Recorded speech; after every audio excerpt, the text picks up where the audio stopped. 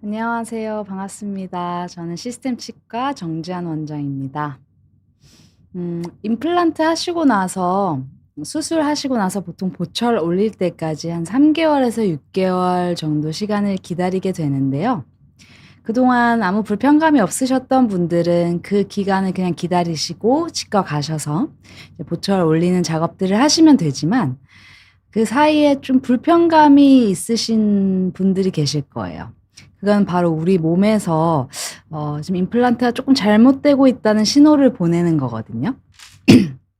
그래서 우리 몸에서 문제가 생기게 되면 치과 와서 봤을 때 이제 좀 난감할 정도로 뼈가 많이 녹아서 오시는 분들도 계시고, 그런 경우엔 재수술을 해야 되는 상황까지 올 수가 있게 되죠. 너무 심하신 분들 같은 경우에는 재수술이 힘들 정도로 뼈가 많이 싹 주저앉아서 오신 분들도 계세요.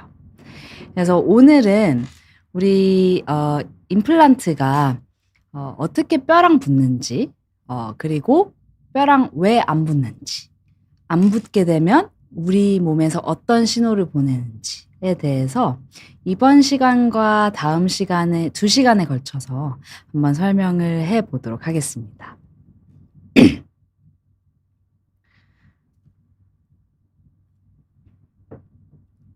오늘 강의 목차는 다음과 같고요.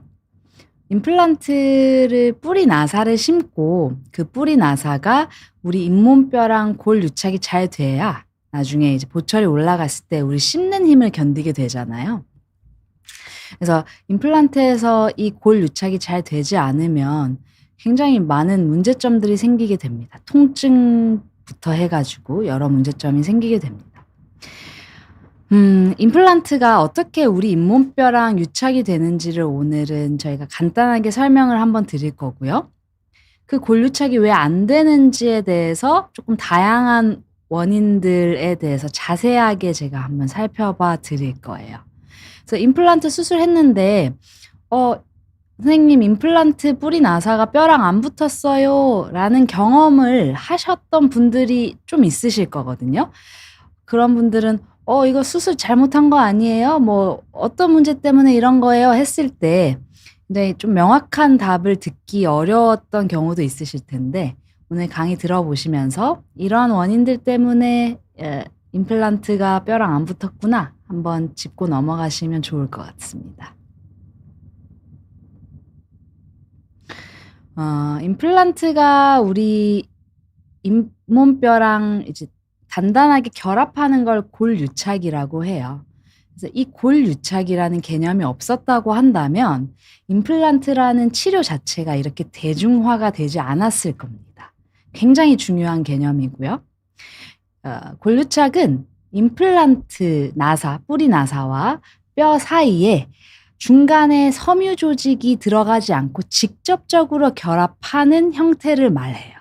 그렇게 되면 우리 몸에서 이 임플란트 뿌리 나사를 이물질, 외부에서 유입된 물질이라고 생각하지 않고 내 몸의 구조의 일부로 받아들이게 됩니다. 그래서 이 골 유착이라는 것이 임플란트 치료 전체에 있어서 가장 중요한 개념이라고 보시면 되겠습니다. 조금 더 자세하게 골 유착의 과정에 대해서 한번 설명을 드려볼게요. 우리가 뿌리 나사를 심기 위해서는 턱뼈에 구멍을 뚫어야 됩니다. 그 과정을 드릴링이라고 하고요. 우리가 드릴로 우두두두두 이렇게 구멍을 뚫는다는 걸 말하는 겁니다. 근데 그렇게 되면 우리 몸 입장에서는 턱뼈에 손상, 데미지를 입은 거라고 인식을 하겠죠. 그러니까 우리 몸에서는 이제 치유 과정이 일어나게 되는데요. 그래서 구멍 뚫은 부분 주변으로 혈액이 몰리고 여러 이제 세포들이 몰리게 됩니다. 새로운 뼈를 생성하는 세포도 모이게 되고요. 그래서 그 뼈를 새로 생성하는 세포들이 새로운 뼈를 만들게 됩니다. 그 뼈가 임플란트 표면에 붙게 되고요. 처음에는 말캉말캉하고 약합니다마는 시간이 지남에 따라서 그 결합이 강해지면서 단단하게 뼈와 임플란트가 직접 고정되는 상태가 되는 거죠. 근데 이 골유착, 이 과정이 왜 실패할까요? 골유착이 안 되는 데는 대표적으로 다음과 같은 여러 원인들이 있어요. 그래서 하나씩 한번 눈높이에 맞춰서 쉽게 제가 설명을 한번 해보겠습니다.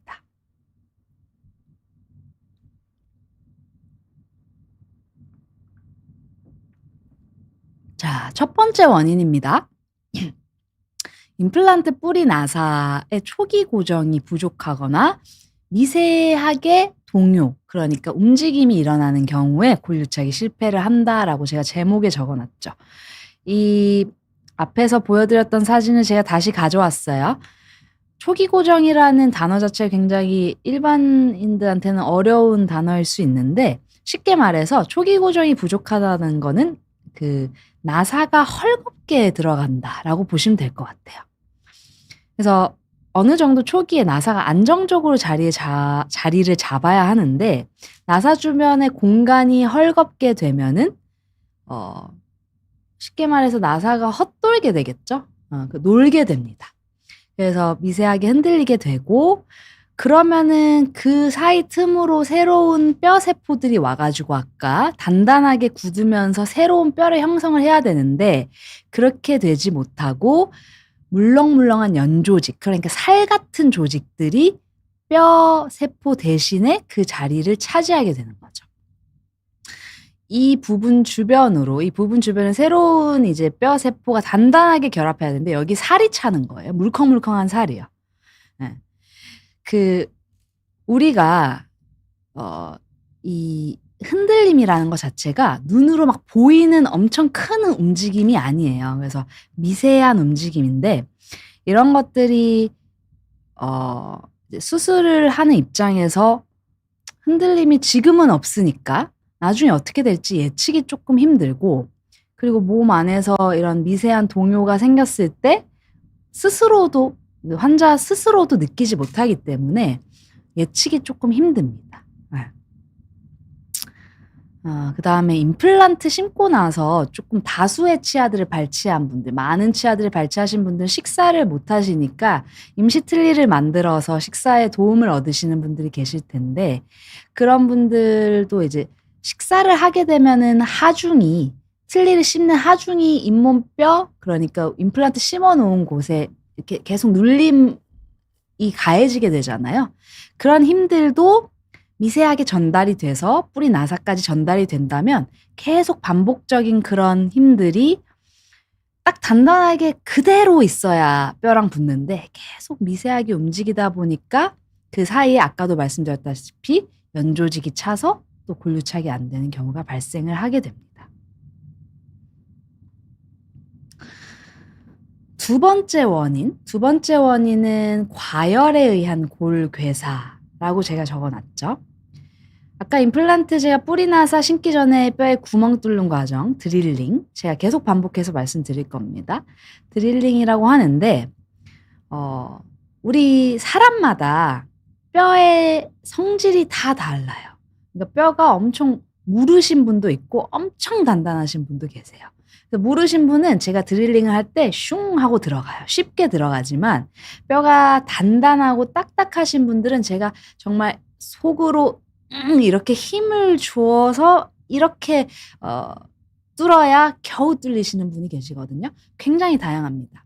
근데 그중에서 단단한 뼈를 갖고 계신 분들, 딱딱한 뼈를 갖고 계신 분들은 아무래도 힘을 많이 주다 보니까 순간적으로 마찰열이 많이 발생을 하겠죠. 제가 이 그림도 가져왔는데, 순간적으로 뼈가 이렇게 탄다고 하죠.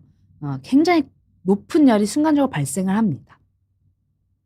그렇게 되면은 우리 이제 뼈도 세포니까, 살아있는 세포기 때문에 순간적으로 엄청나게 손상을 입겠죠.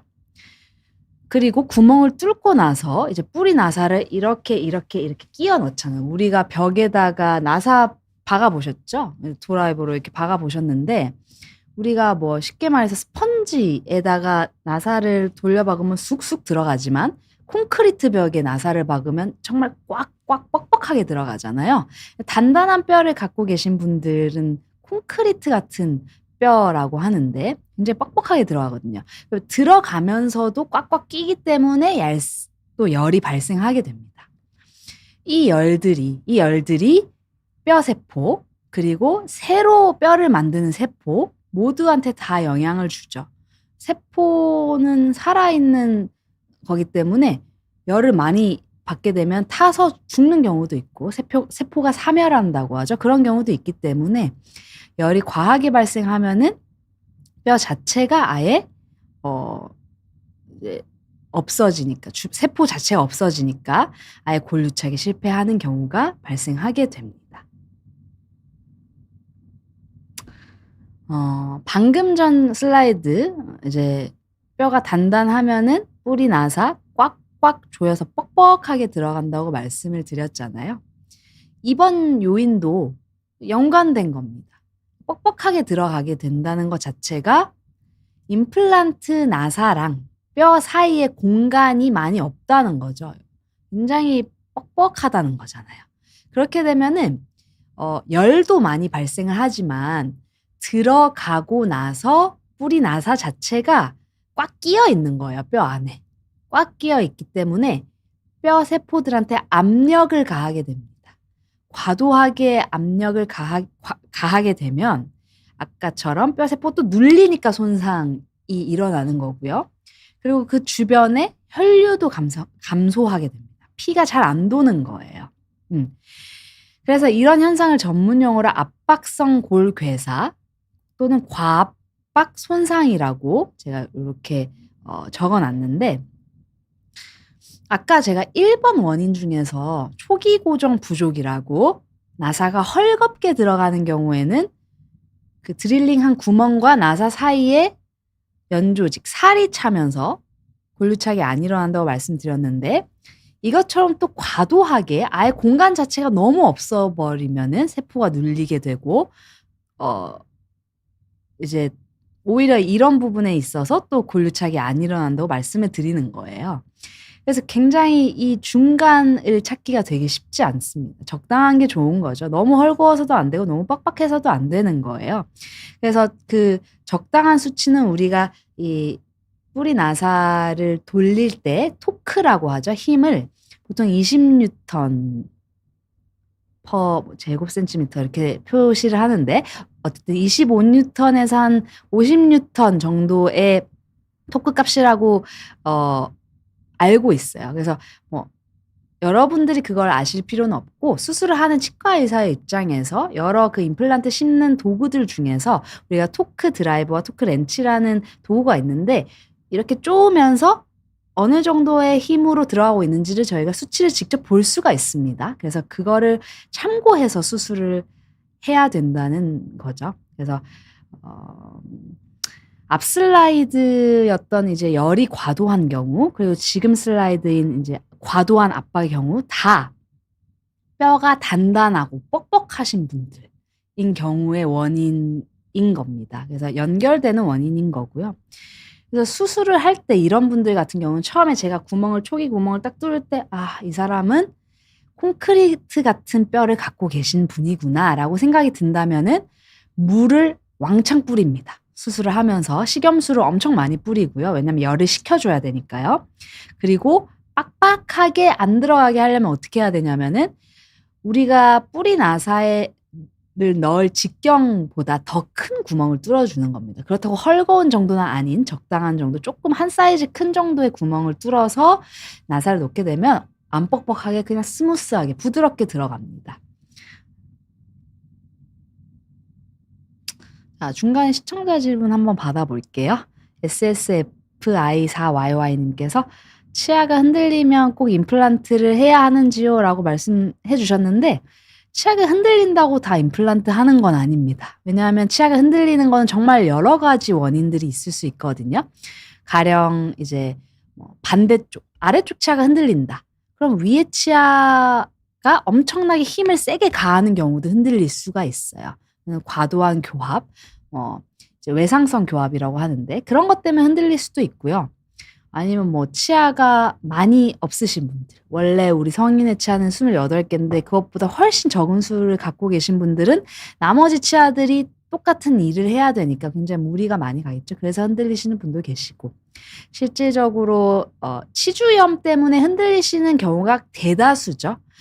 치주염이라고 하면은 치아 주변에 잇몸 뼈가 다 이제 녹아서 내린 분들, 그런 분들이 흔들리는 경우가 대다수고, 그런 분들은 임플란트를 하셔야 되지만 그 외의 원인인 경우는 그 원인을 찾아서 교정을 해주면 흔들렸던 치아가 흔들리지 않을 수도 있습니다. 치주염이 심하지 않은 경우에 흔들리시는 분들도 우리 잇몸 치료라고 하죠. 네, 치주 치료를 하시고 나면 또 이제 주변 조직들이 다시 리모델링 되면서 치아를 어느 정도 잡아주게 되고, 그래서 많이 흔들리지 않았다고 하면 조금 덜 흔들리게 되는 경우도 있습니다. 가을향기님께서 질문해 주셨는데, 아래 어금니 임플란트 심은 지 1년 좀 안 되었는데 씹을 때마다 뿌리 쪽이 계속 아픕니다. 아직 뼈에 자리 잡고 있느라 그런지요? 라고 물어보셨는데, 어느 정도 기간이 정확하게 경과했는지는 모르겠지만 제가 이따가 말씀드릴 건데, 지금 바로 다음 슬라이드에서 말씀을 드릴 건데, 이제 임플란트에 어느 정도 힘이 가해져도 되는 기간이 있어요. 그러니까 우리가 골 유착이 되는 기간이 있고, 그 뒤에 힘을 줘야 이제 불편함이 없거나 아프지 않은데, 그 전에 주는 경우에 통증이 생길 수 있고요. 근데 꽤 그 시간을 지나고 씹으셨는데 불편하시다고 하면 다른 원인이 있을 수 있으니까 그건 한번 치과에서 검진을 해보시는 게 좋을 것 같아요. 그래서 이제 어느 정도 시기가 지나면 씹어도 통증이 없을까, 괜찮을까, 이거를 제가 이제 설명을 드릴 겁니다. 그 전에 식사를 하시면 골유착이 깨지는 경우가 생기거든요. 다음 슬라이드 한번 볼게요. 조기 하중. 이것도 굉장히 어려운 단어죠. 조기에 하중을 가하는 경우에 골유착이 실패할 수가 있습니다. 그래서 임플란트가 뼈랑 단단하게 붙기 전에 반복적으로 힘을 받으면 뼈가 붙으려다가 그 유착이 깨지는 경우가 있어요. 그래서 조기 하중, 빨리 그냥 힘을 받는 것 자체가 문제는 아니고요. 힘이 어느 정도 이상의 힘이 가해지는 게 문제라는 겁니다.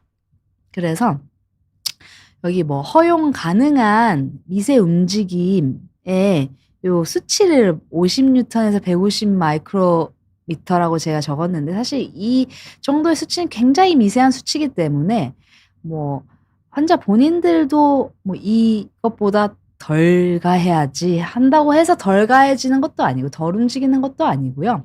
어쨌든 임플란트가 뼈랑 그러면 단단하게 붙고 나서 힘을 주면 되는 거니까 조기에 힘을 최대한 안 주려고 노력하고, 주더라도 굉장히 적은 힘을 가하게 하려고 노력하는 거죠. 그러면 그 어느 시기 이후에 힘을 가해도 괜찮냐? 보통 교과서적으로 위턱 같은 경우는 6개월에서 8개월 정도, 밑에 턱, 아래 턱 같은 경우는 3개월에서 4개월 정도라고 배웠어요. 저희는 배웠는데, 저는 보통 환자분들한테 한 3, 4개월 이후에 뭐 식사를 하셔도 큰 불편함이 없으시면은 잘 붙은 겁니다라고 말씀을 드려요. 실제로 그런 임상 데이터도 꽤 쌓여 있고요. 그래서 뭐 당연히 사람들마다 아까 좀 뼈 질이 다양하니까 굉장히 무름뼈를 가지신 분들은 조금 더 기다리기도 합니다만, 요 정도 시간이 지나고 나서는 센 힘을 가해도 크게 문제가 없다. 우리 정상적인 교합력 선에서 센 힘을 가해도 크게 문제가 없다. 이렇게 알고 계시면 되고, 3, 4개월 전에 힘을 가해야 되는 상황. 그러니까 뭐 저는 지금 임플란트 수술하고 한 달 뒤에 외국을 나가야 돼서 한 달 만에 혹시 치아를 만들어주시면 안 되나요? 하시는 분들이 계시단 말이죠. 그런 분들한테는 만드는 게 어렵다기보다는 이렇게 만들고 한 달 만에 힘을 가하게 되면 임플란트와 뼈 사이의 골유착이 깨지면서 임플란트 흔들리거나 통증이 생길 수 있다라고 저희가 말씀을 드립니다. 그래서 웬만하면 그 시간 동안은 조금 과하게 씹는 힘을 좀 덜 가하는 것이 좋다. 이렇게 알고 계시면 될 것 같아요. 그래서 아까 가을향기님 같은 경우는 이제 지금 1년 안 되셨다는 게 아마 3, 4개월은 지나셨을 것 같아요. 그냥 보철도 올리고 이렇게 좀 지나신 것 같은데, 어느 정도 시간이 지나고 보철 올렸는데 통증이 있다 하면은 임플란트 관련해서 한번 검진을 받아보시는 게 좋습니다. 그냥 그대로 계속 그 통증을 참으시는 것보다는요. 그 다음 이제 골류착 실패의 원인은 세균 감염이 있겠습니다. 뭐 임플란트 아까 수술하기 위해서 우리가 잇몸을 열어가지고 드릴링을 해서 뼈에 구멍을 뚫고 그 구멍 뚫은 것이 우리 몸에서는 손상으로 인식을 해서 치유 과정이 일어난다고 말씀을 드렸잖아요. 근데 그 치유 과정에서 세균의 수가 너무 과도하게 많으면 우리 몸은 골류착, 그러니까 뼈를 생성해서 뼈를 붙이는 것보다는 이 세균들과 싸우는 거에 먼저 신경을 쓰는 겁니다. 그렇게 되면 골류착이 안 일어나게 되는 거죠.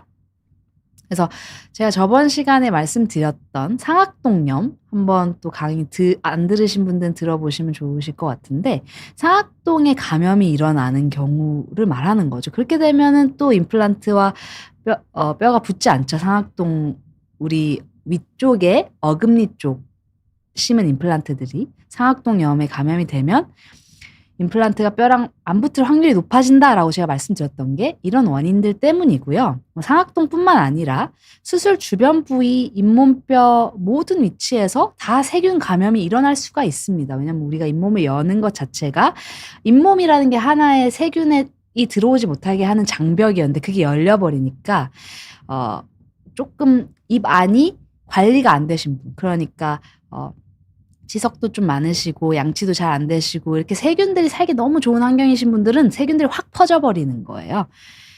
그래서 임플란트 수술 주변 부위의 치아들이 안 좋은 경우, 그러니까 임플란트를 심을 자리 옆에 치아들이 잇몸 뿌리 쪽에 염증이 있거나 신경이 괴사됐거나 아니면 치주염이 심하거나 이런 원인들로 인해서 뼈가 녹아 있으면은 그 부위의 정상 혈류 구조 자체가 깨지게 되는 거죠. 그리고 뭐 조직 파괴도 생기게 되고 치유 과정이 이제 뼈가 생성되는 데 집중되는 게 아니고 우리가 백혈구를 데려와서 세균들이랑 싸우는 데 집중이 되게 돼버리는 것입니다. 그래서 세균 감염도 좀 컨트롤 잘 해주셔야 된다.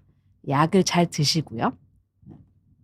그리고 다음 원인, 이제 불량한 골질과 혈류, 요렇게 제가 제목을 적었습니다. 아무리 비싼 임플란트, 아무리 유명한 브랜드 임플란트를 심어도 임플란트 뿌리나사를 지탱해주는 뼈가 컨디션이 받쳐주지 않으면 임플란트 골 유착이 잘 안 됩니다. 그래서 임플란트 심으시는 분들 중에서 뼈가 많이 흡수되셔가지고 뼈 양이 많이 부족한 분들, 그런 분들은 임플란트 지지를 하기가 어렵겠죠. 그리고 또 뼈가 많이 무르신 경우, 이건 또 아까 단단한 경우랑 반대되는 경우인데, 스펀지 같은 뼈, 제가 아까 콘크리트 같은 뼈라고 말씀드렸다면 전 스펀지 같은 뼈라고 이런 분들 말씀드리는데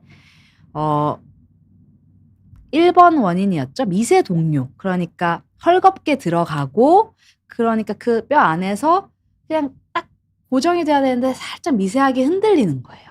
그런 게 잘 일어날 수도 있고, 우리가 쉽게 말해서 제가 지름 5mm짜리 뿌리 나사를 넣으려고 드릴링도 똑같이 5mm짜리를 했는데 실제로 뿌리 나사 넣어보면은 헛돕니다. 그런 분들은. 스펀지 같은 뼈를 가지신 분들은 헛돌아요. 그래서 이제 이런 분들은 오히려 더 구멍을 작게 내가지고 꽉꽉 끼워서 이렇게 빡빡하게 말고 어느 정도 고정이 나오게 그렇게 수술을 하셔야 되는 겁니다. 대부분은 아래턱이 조금 단단하고요. 윗턱이 좀 많이 물러요. 그래서 제가 아까 조기 하중편에서 윗턱을 6에서 8개월 정도 기다린 게 교과서적이고 밑에 턱은 3에서 4개월 정도 기다린다고 했던 것이 그런 이유입니다. 윗턱이 무르기 때문에 좀 더 많은 기간을 기다리는 경향이 있습니다. 그리고 이제 두 번째, 불량한 혈류. 혈액순환이 잘 안 되는 경우에도 그것이 골류책 실패의 원인이 될 수가 있거든요. 그래서 혈류가 풍부해야 뼈세포도 그 위치에 와가지고 새롭게 재생이 되고 새로운 뼈세포가 만들어지게 되는데, 당연히 혈액순환이 잘 안 되면, 골류책도 잘 안 되는 겁니다. 그래서 제가 앞에서 임플란트 드릴링 시에 과열이나 뻑뻑하게 들어갔을 때 요런 부분이 발생하면 혈액순환도 잘 안 된다라고 말씀을 드렸을 거예요. 그래서 단단한 뼈 같은 경우가 조금 혈액순환 이슈로 골유책이 안 되는 경우가 있고요. 그리고 염증이 너무 오랜 시간 있으셨던, 그냥 이제 완전히 치아가 너덜너덜할 때까지 오셔가지고 그냥 자연스럽게 며칠 전에 빠졌어요 하신 분들 계시잖아요. 그런 분들 같은 경우도 그냥 치아를 정상적으로 빼고 조금 치유 기간을 가졌던 분들보다는 골유착이 안 되는 경향이 조금 더 높으시더라고요. 네, 실질적으로. 그런 분들은 염증이 또 많으면은 좋은 혈류가 흐르지 않기도 하고요, 거기에. 그리고 담배 피시는 분들, 저희가 임플란트 수술하면서 담배 줄이세요 말씀드리는데, 이렇게 딱 한 모금 이렇게 빨아들이시는 순간 말초 혈관 자체가 쫙 수축을 합니다.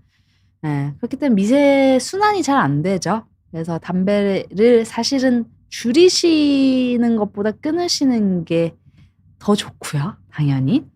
그리고 암 환자분들 중에서 방사선 치료 받으신 분들 같은 경우에는 방사선 치료를 받고 나면은 뼈 자체가 저산소성, 그리고 저세포성, 혈관 상태가 되기 때문에 주변에 치유력이 좀 많이 떨어집니다. 그래서 방사선 치료 받으신 지 얼마 안 되신 분들은 임플란트 조금 더 회복하시고 하시라고 저희가 말씀을 드리고요.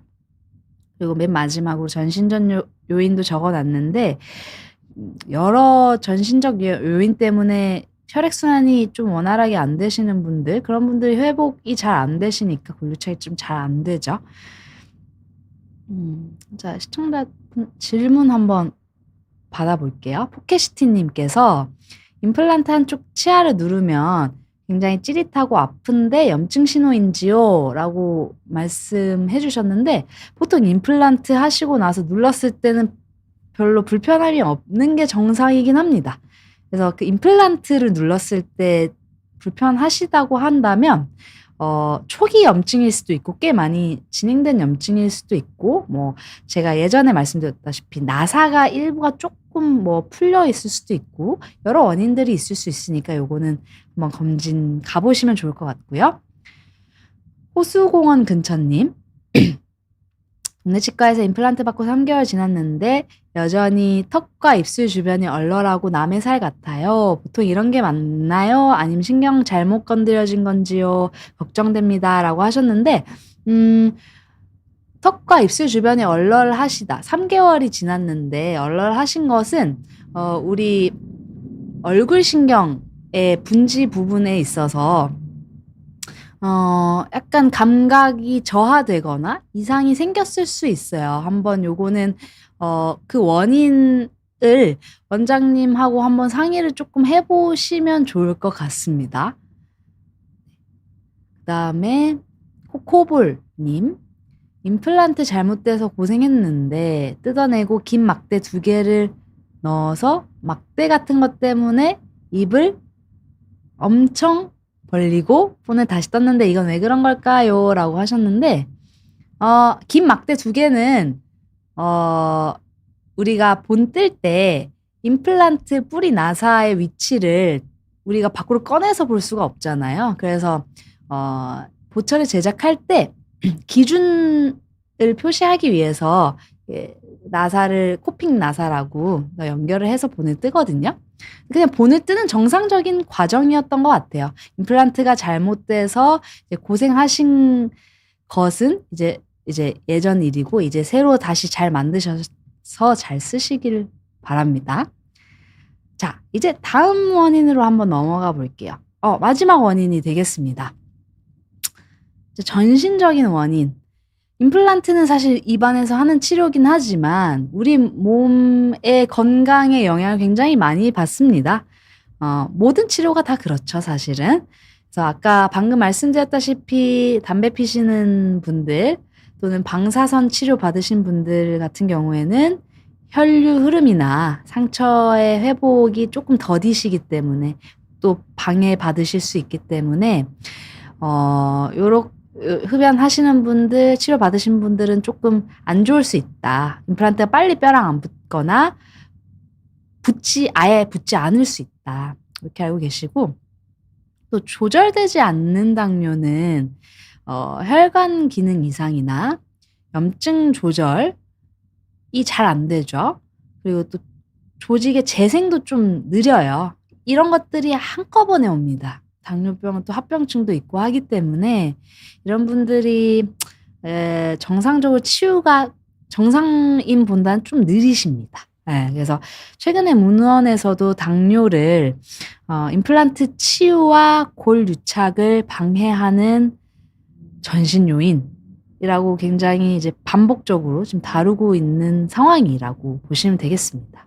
그리고 다음으로는 이제 드시는 약물 중에서도 골유착 또는 뼈의 회복, 새로 생성하는 거를 좀 불리하게 만드는 약물들이 있어요. 비스포스포네이트 계열이라든지 데노스맙 같은 항흡수제. 이 이름을 다 외우실 필요는 없고요. 보통 이제 골다공증 환자분들이 많이 드시는 약이고요. 그리고 암 치료에서 쓰이는 면역 조절 약물입니다. 항혈관 신생제. 이런 것들이 턱뼈가 이제 수술하고 회복하려고 이제 새뼈를 리모델링 할 때 그거를 방해하는 거죠. 그래서 이제 약물 관련해서 악골괴사가 일어나는데 그것의 원인으로 작용합니다. 그래서 항흡수제 같은 경우는 뼈가 너무 빨리 녹는 걸 막는 거예요. 그래서 골다공증 환자들이 뼈가 빨리 흡수 안 되게 하려고 드시는 약제고요. 그리고 항혈관 신생제 같은 경우는 새 혈관이 만들어지는 걸 억제하는 겁니다. 그래서 턱뼈가 수술하고 새로운 뼈가 만들어지려면은 쉽게 말해서 그냥 갈아엎어야 돼요. 헌 뼈는 버리고 새 뼈를 다시 만들고 새 세포가 오고 이렇게 해야 되는데 그런 과정들이 억제가 되는 거죠. 그리고 혈관도 많이 만들어야 아까 제가 혈류 흐름이 좋아야 골유착이 잘 된다고 했는데 혈관이 새로 만들어지는 걸 억제하기 때문에 왜냐하면은 이런 거를 세포가 조금 빨리 안 만들어지는 게 좋잖아요. 암 환자분들 같은 경우는. 그래서 오히려 억제를 한단 말이죠. 근데 그것이 사실 뼈의 생성과 리모델링에는 악재로 작용을 하는 거죠. 그래서 치유가 느려지고 뼈에 감염이 또 일어날 수도 있고 괴사로까지 이어질 수가 있게 됩니다. 그래서 이상으로 제가 이제 임플란트 치료 과정에서 가장 중요한 골유착 과정, 그 과정을 방해하는, 그 과정을 실패하게 하는 원인 7가지에 대해서 한번 정리를 해봤습니다.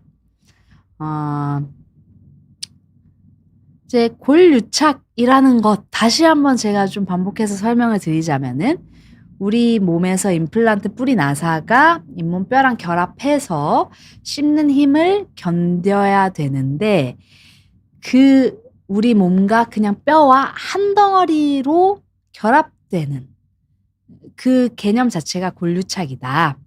근데 그 골유착을 방해하는 요소들이 있으니 첫 번째로 초기 고정이 부족한 거, 헐겁게 들어가는 거, 헐겁게 들어가서 그 안에서 미세하게 흔들리는 거, 미세 동요, 이게 있을 수 있겠고, 두 번째, 또 이제 뼈가 너무 뻑뻑한 분들, 드릴링 할 때, 뿌리 나사 들어갈 때 과도하게 마찰열이 발생하는 경우에 세포가 사멸할 수 있다, 뼈 세포가.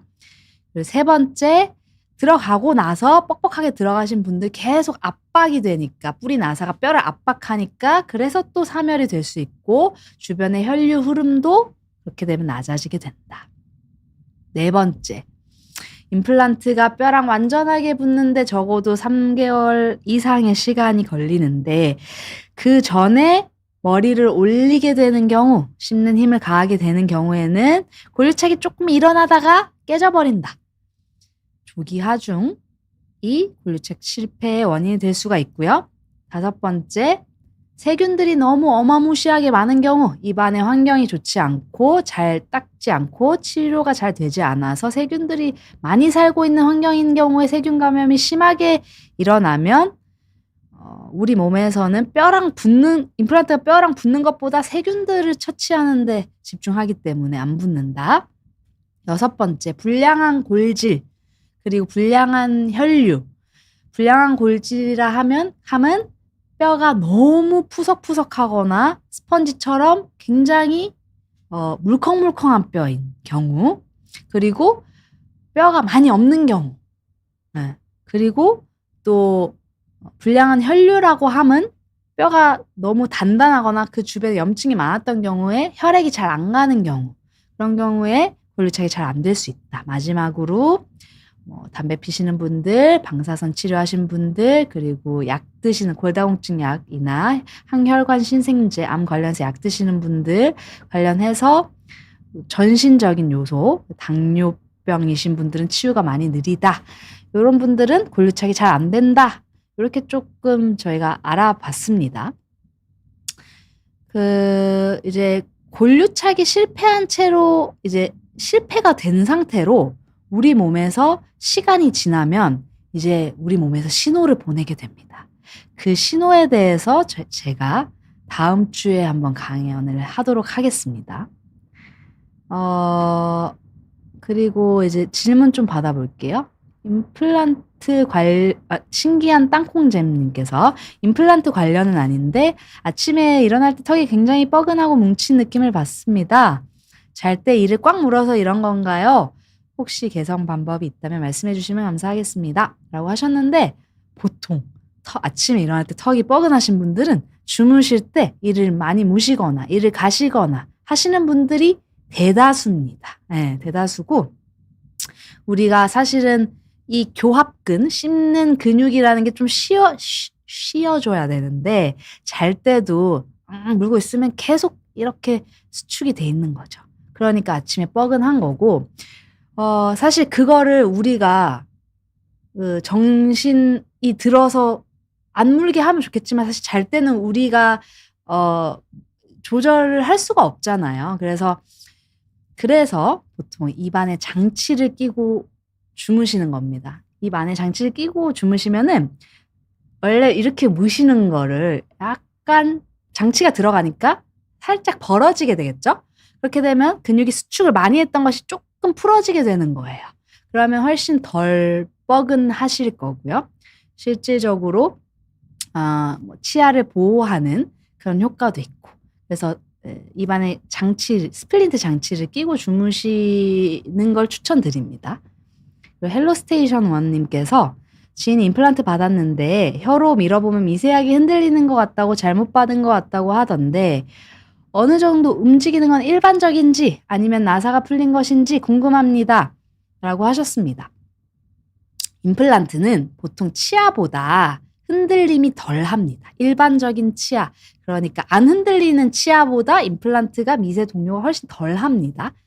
그래서 혀로 밀었을 때 흔들리는 게 느껴지실 정도면은 말씀하셨듯이 나사가 풀렸거나 아니면 뿌리 나사가 뼈랑 골lu착이 안 돼서 뿌리 나사 자체가 흔들리거나 예전에 제가 임플란트가 흔들린다면 이라는 주제로도 강연을 한 게 있는데 그것도 한번 참고해 보시고요. 한번 치과 가시는 게 좋을 것 같아요.